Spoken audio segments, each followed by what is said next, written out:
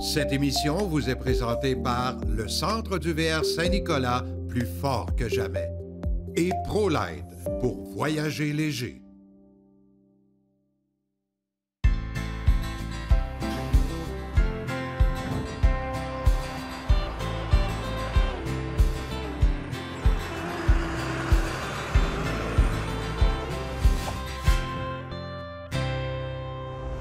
Je pense qu'à peu près maintenant, presque tous les campeurs, je dirais 90% des campeurs maintenant, font du vélo. Et évidemment, quand on s'en va en camping, on aime ça, apporter ses vélos, mais on apporte pas ça n'importe comment, par exemple. Steve Lépine, Attache Remorque Québec. Bonjour, bonjour. Steve, on a parlé beaucoup de remorques, de freins, de ci, de ça, mais il y a un côté spécialisé chez vous, c'est les racks à vélo. Oui, parce que nous, ce qu'on vend comme modèle de rack à vélo, c'est un rack à vélo qui va s'insérer dans l'attache remorque. Fait que ce qui est intéressant, c'est que la personne qui achète un rack à vélo peut l'utiliser autant sur la roulotte que sur son véhicule. Ah, ça c'est le gros avantage. Exactement. Hein? Par exemple, c'est que les gens vont arriver sur le camping, bien, ils vont pas nécessairement... Ils vont vouloir peut-être aller plus loin en randonnée. Bien là, ils vont pouvoir prendre le support puis le mettre sur la voiture et partir en randonnée dans les pistes cyclables aux alentours. Quand on n'est pas en camping, bien, on veut aller faire juste du vélo. Exact. On le prend pour le mettre sur la voiture. Donc, au lieu de payer deux modèles de rack à vélo différents, un pour la roulotte qui ne peut pas être sur le véhicule, bien là, on va pouvoir faire les deux. Fait que ça devient intéressant. Dans ce cas-ci, on a un exemple de support à vélo pour vélo électrique. Parce que c'est de plus en plus la mode. Oui, la mode, le vélo électrique. Mais c'est beaucoup plus lourd, un vélo électrique. Exactement. C'est important de le mentionner parce que c'est pas tous les fabricants de support à vélo qui recommandent de mettre des vélos électriques dessus. Okay. Donc ça, c'est important de s'informer parce que les vélos électriques étant plus lourds, ça prend des supports à vélo qui sont comme recommandés pour ça. Absolument. Celui-ci, c'est le cas. Lui, ce qui est intéressant, c'est que même quand les vélos sont sur le rack, on peut pivoter le rack. Ah, mon Dieu, avec les vélos dessus. Un avantage, hein? Puis là, on a un accès à notre haillon et à notre coffre de voiture. Fait que oui, c'est plaisant. Lui, il vient avec une petite rampe aussi. Fait que ce qui est intéressant, bon, c'est quand les vélos sont plus lourds, on est capable de déployer la rampe. Et on force pas. On vient tout simplement mettre ça ici. Puis on vient embarquer notre vélo. C'est Thule, hein? Oui, Thule, c'est vraiment un produit qui est très... C'est la Cadillac. Oui, c'est un produit très bien, ça. Excellent. Et ensuite, bien là, c'est qu'il faut installer l'attache sur la roulotte. C'est là où je m'en vais. Donc ça, c'est important. Il faut que ça soit pris après le châssis de la roulotte. Donc, les racks à vélo sur les pare-chocs de roulotte, c'est mortel. Non recommandé parce que les pare-chocs de roulotte, c'est très mince. Puis, des vélos en arrière d'une roulotte, ça brasse énormément. Donc, on ne peut pas mettre ça sur le pare-choc, c'est une question de temps, ça va arracher. Fait que nous, ce qu'on fait, c'est qu'on va venir fabriquer l'attache, mais on va venir chercher le châssis de la roulotte uniquement. On touche même pas au pare-choc. Donc là, on a une attache remorque qui peut supporter jusqu'à 5. Là, on est rendu avec des racks à vélo, Jean-Marc, pour mettre les vélos debout. Ça va jusqu'à 5, puis même 6 vélos. Fait que, tu sais, c'est lourd, ça prend quelque chose de solide. Puis, quelqu'un qui voudrait traîner, exemple, une petite chaloupe pour aller à la pêche derrière la roulotte, ou il y en a qui veulent traîner des motomarines, bien, on peut traîner une remorque derrière la roulotte. Ça va être la même attache qu'on va lui fabriquer pour un support à vélo. C'est juste qu'on va ajouter le filage électrique pour faire marcher la lumière. Mais c'est possible. Puis ça, on a le droit jusqu'à 63 pieds hors tout. Là, on parle du pare-choc du camion, mettons, au derrière de la deuxième remorque, derrière la roulotte. Hors tout, 63 pieds. Voilà. Avec cette mesure-là, on ne se trompe pas. OK. Fait que, tu sais, si quelqu'un a une roulotte, exemple, de 20 pieds, bien là, il peut se permettre un bateau de 20 pieds. Tout est possible. Il faut juste s'informer comme il faut, nous donner les longueurs de vos affaires et après ça, on va vous conseiller qu'est-ce que vous pouvez faire et ne pas faire. Mais c'est toujours important d'être en sécurité, Jean-Marc, et d'être surtout conforme. Mais rapidement, est-ce que c'est ça peut pas être la même attache pour toutes les roulottes? Toutes les sortes de roulottes. Non, parce qu'il n'y a pas un châssis de la même façon. Ça. Alors donc, si tu ne l'as pas, tu le crées ou quoi? Oh, on le fabrique, on n'a pas le choix parce que ça n'existe pas. T'sais, on ne peut pas acheter une attache préfabriquée puis le poser sa roulotte, contrairement à une attache remorque sur un véhicule. OK. Là, pour un véhicule, c'est qu'il va y avoir une attache remorque pour chaque véhicule qui est déjà dessiné, donc c'est juste tout simplement à mettre en place. Mais dans le cas d'une roulotte, il faut partir du châssis, prendre nos mesures, fabriquer l'attache. Fait que ça nous prend la roulotte ici. Ça, Jean-Marc, c'est pas compliqué. On fonctionne sans rendez-vous. Il faut apporter la roulotte, nous la laisser. On fait le travail. Quand c'est prêt, on vous appelle. Normalement, on a un délai d'à peu près 4-5 jours ouvrables. Mais la plupart du temps, les gens, la semaine, ils partent pas en camping. Non, Fait que, tu sais, c'est de le laisser le lundi matin, puis on vous le redonne pour le vendredi, assurément. Fait que comme ça, nous, on a le temps de le faire dans la semaine, puis on fait ce qu'il faut. On peut le faire avec ou sans filage, comme je le mentionnais tantôt, si on veut traîner une remorque ou non. Si c'est juste pour les vélos, on fait tout simplement l'attache. Puis là, après ça, on peut mettre le modèle de rack à vélo qu'on veut, puis qui va être transférable sur la voiture, comme on le disait tout à l'heure. Et on va aller faire du vélo de façon sécuritaire, encore une fois. Ben, c'est surtout qu'on ne perdra pas les vélos sur la route. Il ne perdra pas. Si on prend ça après le pare-choc, il y a des chances qu'on ne se rende pas à destination avec les vélos. Merci beaucoup, Steve. Ça fait plaisir, Jean-Marc. Merci. Bon été. Bon été aussi.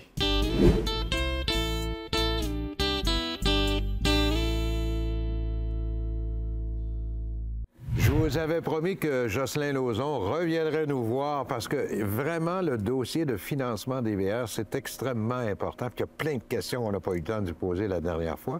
Jocelyn, bonjour, bienvenue. Bonjour, bonjour. Merci d'être avec nous. Merci de prendre du temps pour répondre aux questions de nos téléspectateurs. On a parlé de financement déjà, mais quel est l'avantage qu'on peut avoir de financer directement chez le concessionnaire? Personnellement, il y a beaucoup plus d'avantages aux concessionnaires de financer aux concessionnaires, justement. La raison pourquoi, c'est qu'on a une personne attitrée qui travaille 7 jours sur 7. Quand on va prendre une application de crédit, c'est instantané, donc c'est beaucoup plus rapide. Il n'y aura pas une date, un rendez-vous, donc remis à plus loin. Dans le type de financement d'un concessionnaire qu'ils vont vous proposer, c'est des produits qui sont spécialisés dans qu'est-ce que vous achetez. Donc, ça veut dire... donc dans le véhicule récréatif, autrement dit. Exactement. Donc, comme on parlait dans l'émission précédente, on peut avoir des financements jusqu'à 20 ans. Donc, c'est des types qui vont en fonction de la durabilité du véhicule qu'on achète. Quand on achète dans un concessionnaire, mais étant donné qu'on est sur place, on peut à ce moment-là prendre les informations du client, on peut répondre instantanément à la réflexion du client, puis c'est vraiment le type de financement approprié pour ce bien-là, mettons. J'ai une question d'un auditeur qui me dit pourquoi je financerais chez le concessionnaire plutôt qu'une marge de crédit? Ah, mon Dieu, vous allez voir, il y a beaucoup d'avantages aux concessionnaires. La raison pourquoi, si on rentre un peu dans la technicalité, mettons, de ce type de financement-là, on appelle ça des contrats de vente à tempérament. Ça veut dire quoi, un contrat de vente à tempérament avec un concessionnaire? Ça veut dire que c'est seulement le bien que vous achetez qui est mis en garantie, rien d'autre. Okay? Donc, si éventuellement les pires scénarios se proposent pour vous, les pires bad luck, il y aurait, je sais pas, une perte d'emploi qu'on n'avait jamais prévu. Une grève de 6 mois. Peu importe quoi, la journée qu'on n'est plus capable de payer, le type de contrat qui est fait, donc c'est seulement le bien qui est en garantie. Donc, si on remet les clés au prêteur, le prêteur ne peut rien saisir d'autre que le bien seulement. Okay? Ça veut dire que les frais d'encan, il n'y en a pas. Les frais de saisie, il n'y en a pas. La dépréciation du véhicule, il n'y en a pas. Donc, les raisons de ce type de contrat-là, c'est le meilleur qui existe sur le marché. Même les prêteurs aimeraient, eux autres même, vous les proposer, mais c'est attitré au concessionnaire seulement rendu là. OK, d'accord. Versus, si on va vers une marge de crédit, une marge de crédit, à la base, quand ça a été créé, point de vue des prêteurs, c'est dans le but de prendre une équité souvent sur une hypothèque, puis éventuellement utiliser un prêt, en faire, mettons, un prêt sur des items qui ne se financent pas ou encore qu'est-ce qui est plus attitré à de la rénovation seulement. Okay? Ça a une conséquence. Des fois, le monde, il pense que versus le taux d'intérêt au concessionnaire, c'est souvent similaire. Mais des fois, le monde, ils disent, je vais mettre sur ma marge, je vais faire ma gestion privée, je reste avec mon prêteur. N'oubliez pas, le concessionnaire, on a les mêmes prêteurs ou à peu près. Donc, on a les mêmes banques. C'est les mêmes institutions financières. C'est un scénario différent. Mais quand vous le mettez sur une marge de crédit, ça veut dire que vous prenez votre maison, que vous travaillez une vie de labeur pour pouvoir payer cette hypothèque-là. Puis du jour au lendemain, dans un claquement de doigts, vous êtes prêt à donner votre valeur de vie à un véhicule qui va déprécier éventuellement dans le temps. Donc, ça a comme du non-sens un petit peu dans ce bout-là. C'est vraiment bon ce que tu dis. Autre conséquence d'une marge de crédit, on ne sait jamais, comme on disait tantôt, la vie de la façon qu'elle nous réserve. Ça veut dire que si éventuellement vous vendez votre maison, mais vous êtes dans l'obligation de libérer cette dette-là aussi. Donc, éventuellement, s'il y avait une liquidité que vous vouliez utiliser pour le rachat d'une autre maison ou d'autres choses, bien souvent, la liquidité, il ne peut. Puis c'est là que le monde se prend à la gorge aussi. Puis il y a tellement d'autres scénarios sur des marges de crédit qui vont affecter... On pourrait en parler pendant une demi-heure. Ah non, puis je vous dis, votre directeur commercial, en concession, il va prendre le temps de vous expliquer la différence d'une marge de crédit versus un prêt concession. Ça vaut la peine de l'écouter. Vous n'êtes pas obligé d'en faire ce qu'il vous dit. Par contre, prenez toujours un 2, 3, 5, 10 minutes. Prenez le temps d'écouter ce qu'il va vous dire. Puis ce sera toujours le client qui décide à la fin qu'est-ce qu'il va faire. Très important. Hey, merci beaucoup, ces renseignements-là. On a appris des choses avec Jocelyn. Alors, Jocelyn, tu vas sûrement revenir encore avec nous parce qu'il y a d'autres questions que nos téléspectateurs nous posent. Ne vous gênez pas, envoyez-nous vos questions. Je les transmettrai avec plaisir à Jocelyn qui va sûrement répondre à ça avec plaisir. Aucun problème. OK, merci. Bye. Merci encore une fois. Bye. Bye.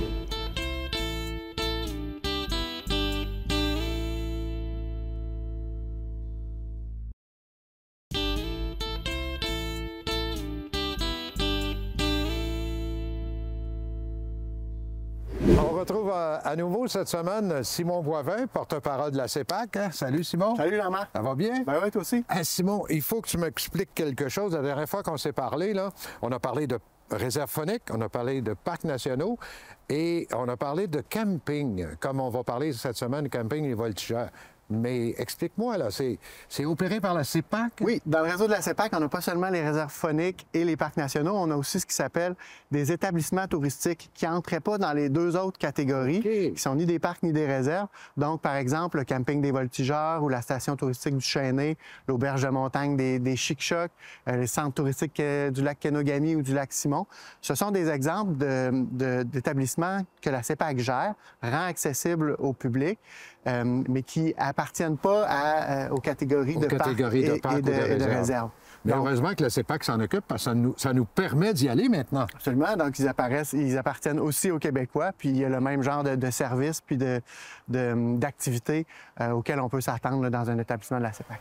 Alors donc, camping voltigeur, on le situe au départ? Il est à Drummondville. Vraiment, là, tout à coup, c'est un établissement qui est à portée, qui est très près, qui est en milieu urbain et qui permet non seulement de profiter d'activités sur place, c'est un établissement qui est très familial avec piscine, aire de jeu, des terrains de basket, des terrains de volley, de quoi occuper la petite famille amplement pendant des vacances, mais aussi qui est situé à proximité de toutes sortes d'attractions. Si on a envie de découvrir, par exemple, le centre du Québec, donc près du camping des voltigeurs, là, qui devient un quartier général, une espèce de base où on va dormir pour aller découvrir ensuite le village québécois d'antan, par exemple, Ouais, tout ce pas qu'il y a loin, de théâtre d'été, les festivals, le festival de la poutine pendant l'été.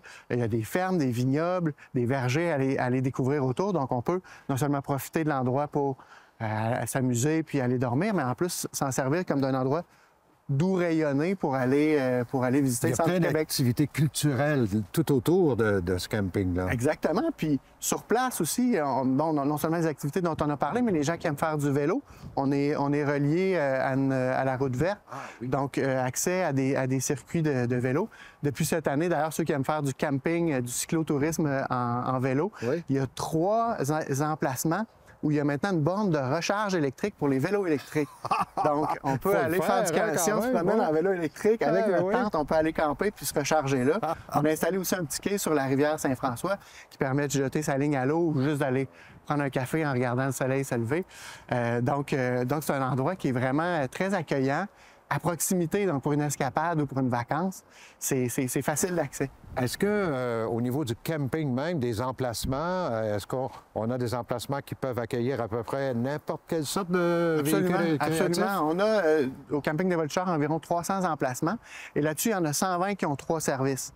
Donc, on a électricité, eau potable et les égouts, ce qui fait qu'on peut se stationner là et être en paix. Il y a aussi une quinzaine là, d'unités de prêt à camper. On en a déjà parlé. C'est une espèce d'hybride entre le camping et le chalet, donc où les gens peuvent aller sans avoir à amener tout l'équipement de camping puis le Bataclan de cuisine. J'ai déjà etc. utilisé ça, c'est vraiment génial. Tu arrives là, puis tout ce que tu as besoin de base est là. Ouais, c'est très populaire, particulièrement auprès des familles, Ouais. je dirais, qui ont justement pas à se stresser à soi parce qu'ils débutent à s'acheter l'équipement qui peut être quand même un peu onéreux quand on ne sait pas si on va aimer ça. Le barbecue, la vaisselle, le ci, le ça. Les tapis, la tente, les ci, les ça. Puis en plus, ça évite d'arriver sur place, d'avoir à monter sa tente, démonter sa tente. On arrive, tout est là, on s'en va, on laisse ça là. Et on fait juste profiter là, de l'environnement. Ça nous donne le goût, Simon. Alors donc, on fait quoi, là, si on veut y aller? On regarde au www.cepac.com. On va aller voir un peu ce qu'il y a à faire sur la page du camping des Voltigeurs, dans la section des établissements touristiques. Et on réserve un emplacement aux dates qui font notre affaire. Bien, comme je le disais, Simon, moi, je suis prêt à y aller, là, au Voltigeur. Je vais aller essayer ça. On t'attend. Hey, merci beaucoup. Hein? Salut, merci.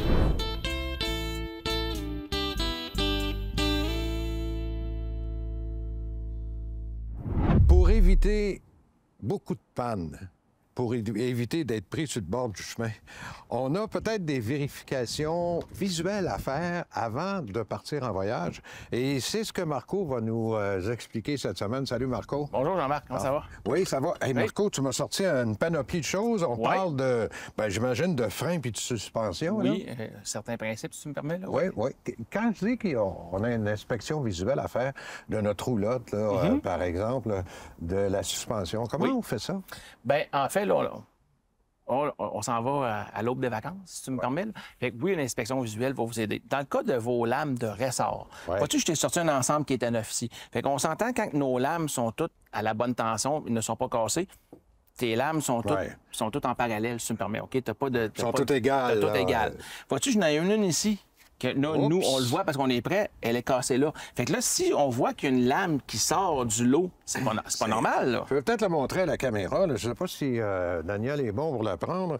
On voit ici là, une fente qui est là. Ça veut dire que la lame du milieu... Elle est cassée. Est cassée. Fait que là, j'ai plus la même tension. C'est ce qui a fait qu'elle a sorti un peu. Et là. voilà. OK. Fait que ça, c'est un indice qui va vous aider à ce niveau-là. Ce que j'ai profité aussi de la même lame de ressort, en fait, du même véhicule. Vos lames de ressort sont toujours accrochées par des balanciers comme ceux-ci. Oui, okay? effectivement. Vous raccrochez un balancier de centre qui peut être à caoutchouc comme celui-là ou standard. D'accord? Là, quand un véhicule vient au monde neuf d'origine, vous êtes toujours sur un coussinet de nylon comme ça qu'un boulon d'acier standard. Ce qui va arriver avec le temps, encore une fois, tu regarderas tantôt cette lame-ci, le coussinet, là, il est pratiquement inexistant. Oui, okay? On le voit ici, là, il est beaucoup plus mince d'un côté que de l'autre. Vois-tu, un balancier standard, tes trous sont égales en haut et en bas. Si tu regardes celui-ci, regarde comment est-ce qu'il est ovalisé. Ça va tu vas pouvoir le voir visuellement. Que lorsque tu es sur ta roulotte, si tu vois le haut de la lame de ressort, exemple comme celle-ci, c'est que là, je me suis désaxé.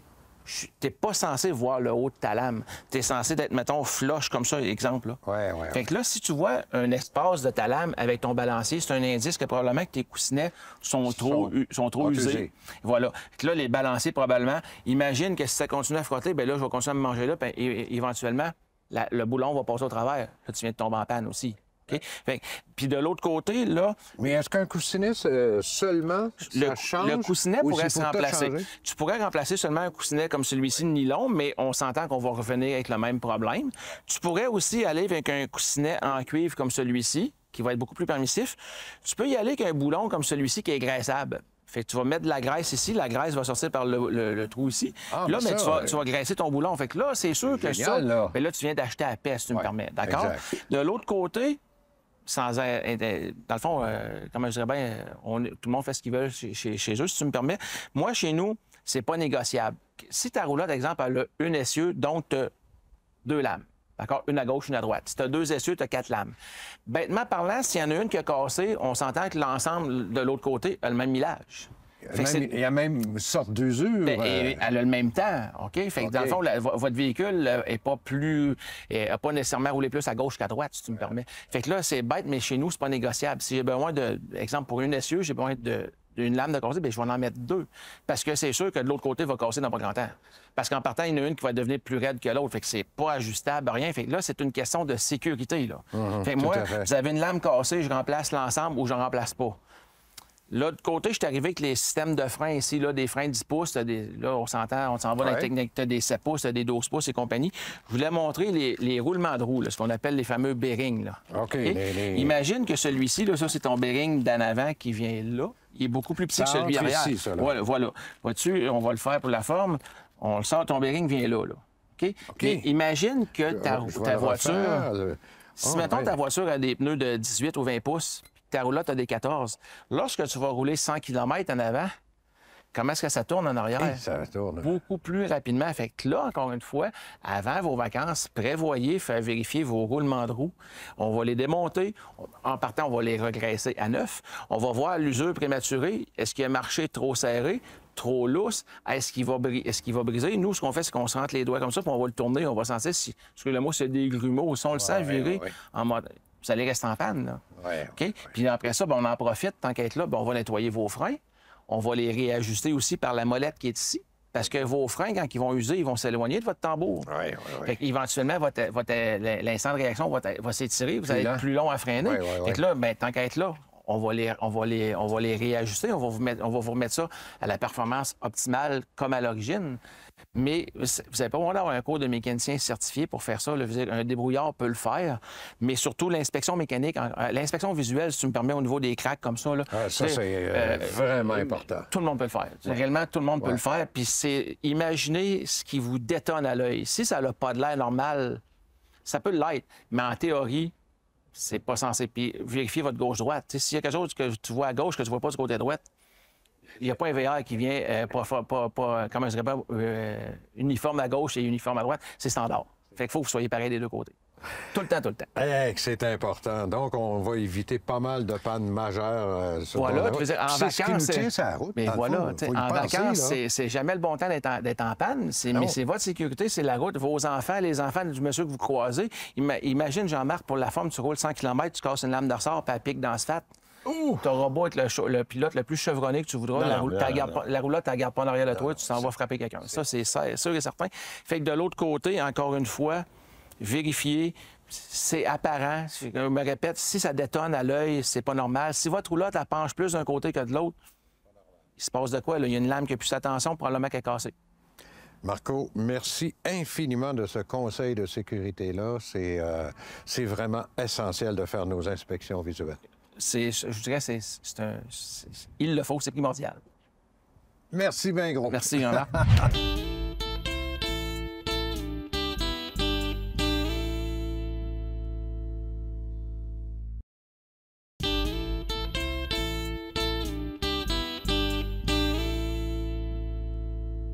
Un petit périple à Saint-Nicolas sur la rive sud de Québec. Chemin Olivier, le centre du VR Saint-Nicolas. On rencontre Guy aujourd'hui, Guy Girard, qui est du centre du VR. Salut Guy. Salut Jean-Marc, ça va bien? Toujours en forme? Toujours. La saison, ça va bien? Ça va très bien. On a une belle température en plus. Donc, génial, beaucoup de visiteurs et beaucoup de marchés. Beaucoup de ventes, c'est beaucoup important. de ventes. J'ose pas le dire. Guy, aujourd'hui, tu vas nous présenter... c'est incroyable comment c'est gros, là. Tu vas nous présenter ce qu'on appelle une caravane à sellette. Caravane à sellette, mais caractéristique cargo. Cargo. Et voilà. C'est ça. Donc, celle qui est derrière nous, évidemment, c'est une des grands modèles de Heartland, de la catégorie Cyclone.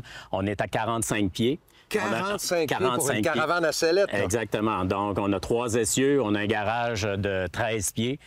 Mais il faut faire attention quand on parle de cargo, autant dans la roulotte que dans la caravane à sellette, parce que ça ne se limite pas à transporter des équipements. On sait que depuis la COVID, les gens se sont achetés des 4 roues, des côte à côte, des motos, des spiders, et le cargo a pris des galons à cause de ça, parce que les gens, maintenant, il faut qu'ils transportent tout ça. Sauf que quand on arrive à destination, quand on débarque l'équipement, la partie cargo, la partie garage qu'on appelle, ça devient un appartement, carrément. C'est ça que je voyais tantôt. Il y a le lit, il y a même la chambre de bain aussi. Exactement. Là, dans ce modèle-là, dans la 4006, on a, quand les équipements sont débarqués, l'air climatisé, la télé, 2 lits, dont un électrique qui monte au plafond. Les sièges font des lits. On a une belle terrasse extérieure. Si on est installé sur le bord d'une rivière, d'un lac, quoi que ce soit, bien, on a notre terrasse extérieure.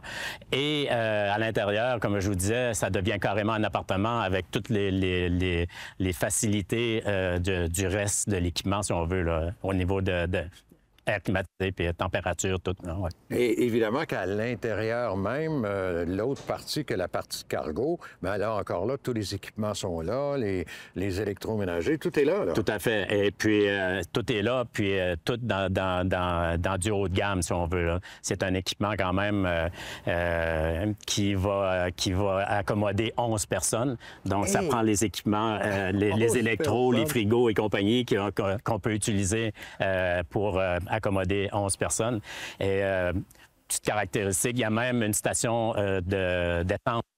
Donc, on a un réservoir d'essence. Si on est en pleine nature et les équipements à l'extérieur, moto, motocross, quoi que ce soit, 4 roues, on a besoin d'essence, il y a un réservoir d'essence avec un pistolet. Comme à la pompe. Comme à la pompe, on remplit oui. notre véhicule. Et, c'est vraiment bien pensé. Là. Et là, on est devant la 45 pieds, mais on a présentement vraiment une belle variété de cargo, autant dans la caravane à sellette que dans la roulotte, parce que la roulotte aussi est populaire dans le cargo. Donc, j'ai plusieurs unités neuves et j'ai quelques unités usagées aussi en très bon état. Ah, là, ça, c'est intéressant aussi. Ouais. Et je vois, il y a beaucoup de cyclones, donc ce sont les différents modèles et différentes grandeurs. Exact. Mais je voyais Torque à côté aussi. Là. Ouais. Est-ce que c'est dans la même famille? C'est dans la même famille. En fait, c'est le même fabricant, c'est Heartland, mais dans des gammes différentes, si on veut. On a Torque, la Cyclone, on a différentes gammes.